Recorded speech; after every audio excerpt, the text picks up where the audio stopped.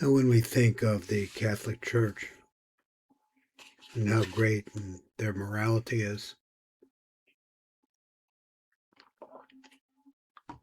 Dr. Chaim Beinart, he presents us with facts.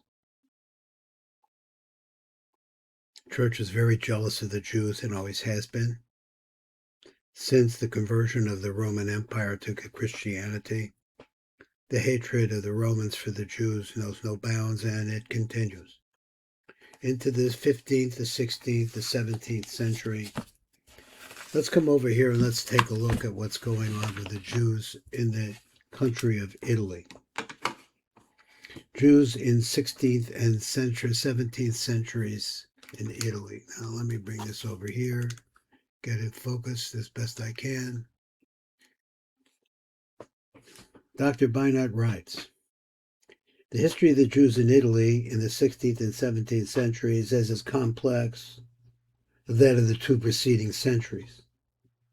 The Italian peninsula was fragmented into many states between which constant rivalry played an important part in both the establishment of new Jewish communities and in the expulsion of Jews and for their constant emigration. Jewish immigrants from Germany, most of whom settled in northern Italy, as well as refugees from Spain and Portugal. Among them were conversos, who, given the opportunity, reverted to Judaism, were assimilated by the Italian Jewish communities that were assimilated into the Italian communities, no problem.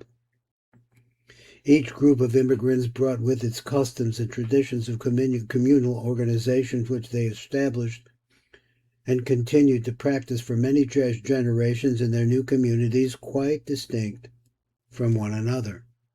And Spain was a country that, maybe it is today, is chopped up. So you have a lot of little different language patterns.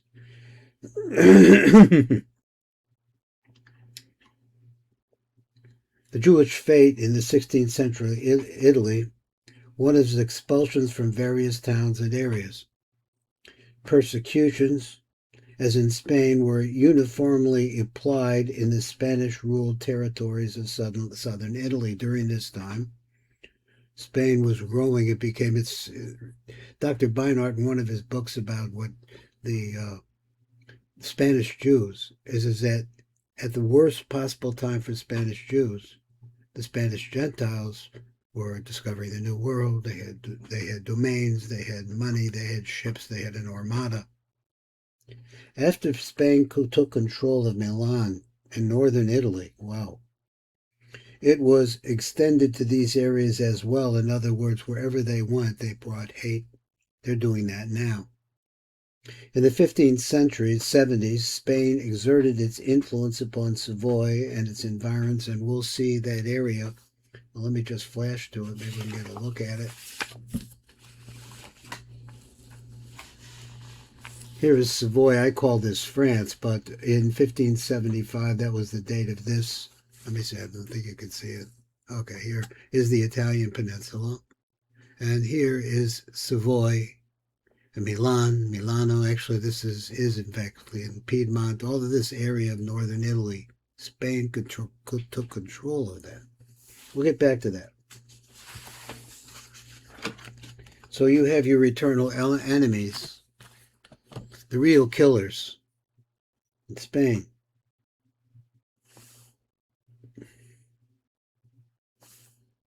Now,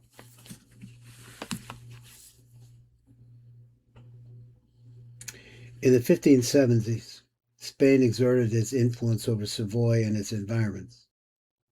With regard to the Jews, Spain was concerned about the rise of Islam and the expansion of the Ottoman Turks, and saw the Jews as collaborators with the Turks. Philip II of Spain, who succeeded in uniting the kingdoms of Spain and Portugal in the year 1580, was particularly troubled by this matter. seeing himself as the protector of Christianity against its external enemies and guardian of the faith against internal heresy. Internal power struggles in 16th century Italy and external pressures also affected the popes, some of who, particularly Pope Julius II, he reigned from 1503 to 1513, and Leo X, 1513 to 1521, were patrons of the arts. They encouraged and supported artists, philosophers, and architects, and transformed their domains into centers of culture. Others, assisted by the Inquisition, supported the persecution and expulsion of Jews. During the papacy of Leo X, Giovanni de' Medici, Rome blossomed. Its population increased from 40 to 90,000. The Jewish community also grew. Elijah Bahur Levita, Hebrew philologist, grammarian, and lexicographer, lived and worked in Rome from the years 1514 to the years 1527. The papacies of Julius III, 1550 to 1555, and Paul IV, of 1555 to 1559, so we have that span of time there, were years of grief and suffering for the Jews.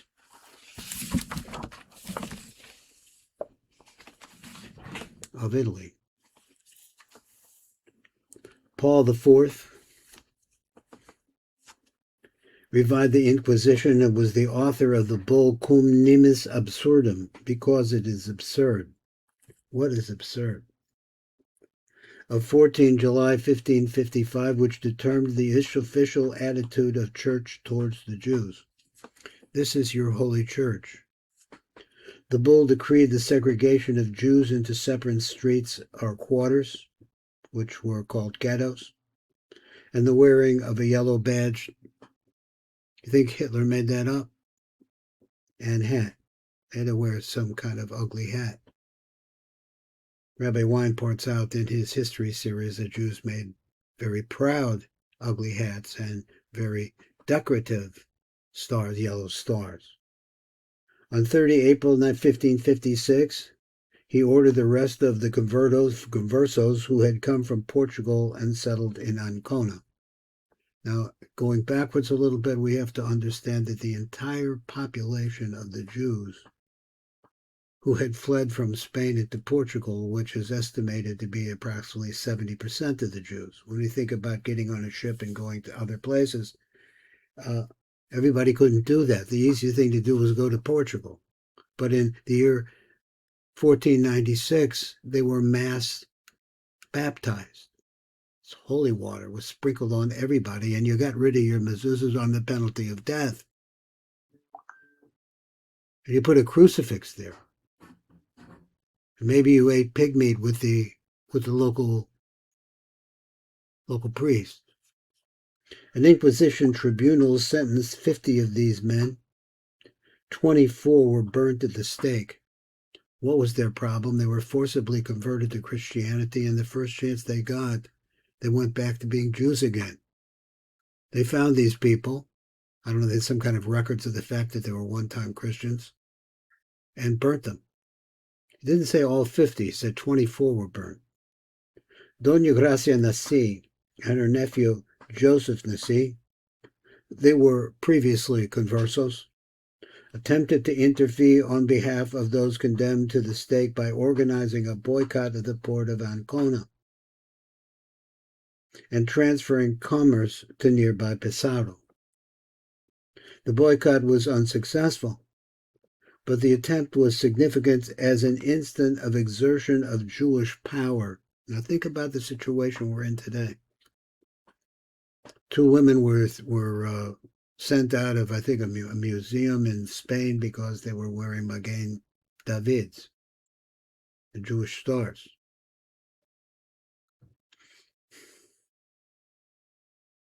Exertion of Jewish power through the use of economic sanctions against Christian authorities. At least we fought back. But you have to understand they had the guns. They had, in those days, okay, with spears. They had the weapons. The policies of Pope Gregory the 13th, 1572-1585, to the Jews were less severe. Despite their hardships, the Jews of Italy continued to maintain an active community life and even increased their support of the Jews of the Holy Land. It's like I said yesterday, when you read these things and you realize that we have our enemies in the church is a big one. It was and it still is. It will never come on the side of the state of Israel. So just to start off with, this is apparently a Chanukiah, 1, 2, 3, 4, 5, 6, 7, 8. And this is a bronze Italian Hanukkah lamp from the 16th century showing the Lily of Florence. I'm not familiar with that, but that must be this. Now we're going to come here.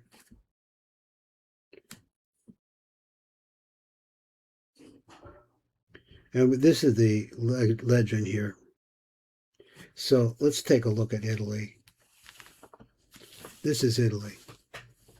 All the area in this light blue is controlled by the church now, by Spain, excuse me, bringing with it its Inquisition and all the good stuff. So these are the states, the papal states, right in here, this color. And then you have Firenze, Florence, Pisa. I took Italian course, so I could say Firenze. And these other different places up to Milan, this is up the boot, all the way up. These are places that were inhabited by Jews. And now we're going to see some historical record. You be the judge. Pope Alexander VI allows Jews to settle in the city of Rome. That is in the year 1492, which is the year of the expulsion from Spain. Let's find number 2. It's always a challenge to find these. I think it's, here it is, no. Here. Now we're looking over here to this Naples. We'll see what this means. He says, in order of expulsion of Napolitan Jews. Napolitan Jews is from Napoli. End of March, that's in 1510. The Jews had to get out of the kingdom of Naples, all at this time controlled by Spain. End of March 1511, Jews leave for the Balkans. So this is the Balkans over here. It's the Ottoman Empire. That's where they go. 200 families allowed to remain after paying a ransom. Okay, you pay a ransom and you could keep your business, you could keep your house, you could keep your family. You don't have to move. So we'll see what happens to that.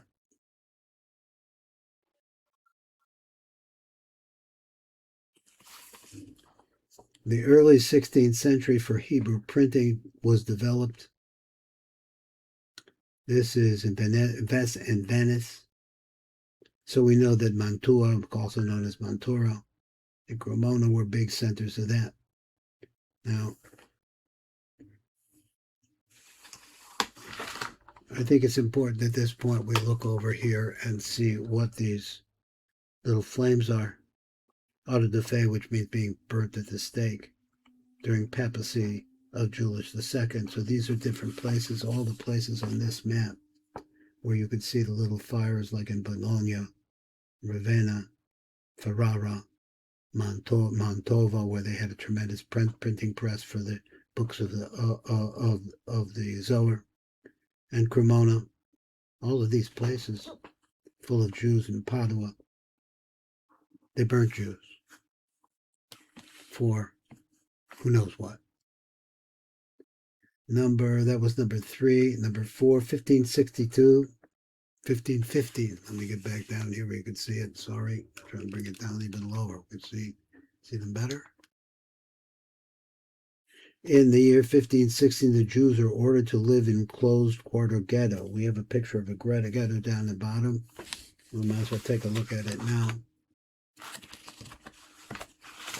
Each ghetto could have a synagogue. So apparently this is still there.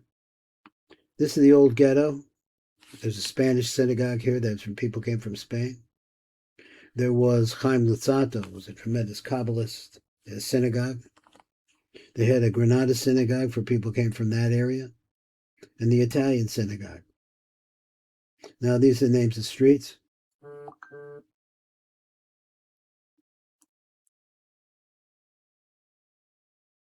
And looking at Venice, if this is what Venice actually looks like, this is the location of the ghetto.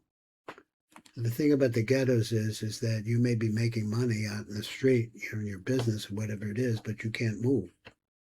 So you want to have children, you have to put houses on top of houses on top of houses, makeshift things. This is what it's like to live in a ghetto. So let's go on. That was number, I don't know, that was number 4 or 5. Number 5, we'll go to number 5. In January of 1533, under the influence of Samuel ben Don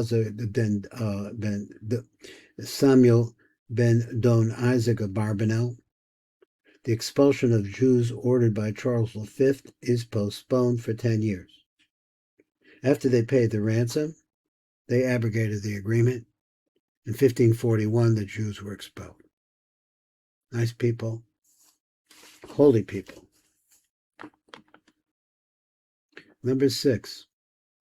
In the year 1533, and we're looking at Ancona, look at the fires here. At the instigation of apostates, that is, Jews that had really become seriously Christian, Pope Julius III orders burnings of all copies of the Talmud. Number 7. Now, in those days, you're just beginning the printing press, but it's not like the United States where it's just everything is reasonable in price, so you can get them and get them and get them. In June 21, June 1544, to protect Jewish way of life, a reunion of delegates from Italian Jewish communities decides to prevent printing of new books without prior approval of 3 rabbis. Now, that's a fact that he knows. I don't know its significance. So then he comes over here and he says, number 8. Let's find number 8. Here it is. In the year 1555, 12 July, Pope Paul IV orders Jews to reside in certain streets, permits only 1 synagogue per town. Okay, this is coming out of Rome. 26 June 1555, Jews segregated into the ghetto. So what the Nazis did is really the logical extension of the feeling of the church, but they themselves, they did out of the face. They burnt a few people, maybe tortured a few thousand. It's all for the good of the Jews, because the Jews were obviously mistaken, and they continued to be heretical.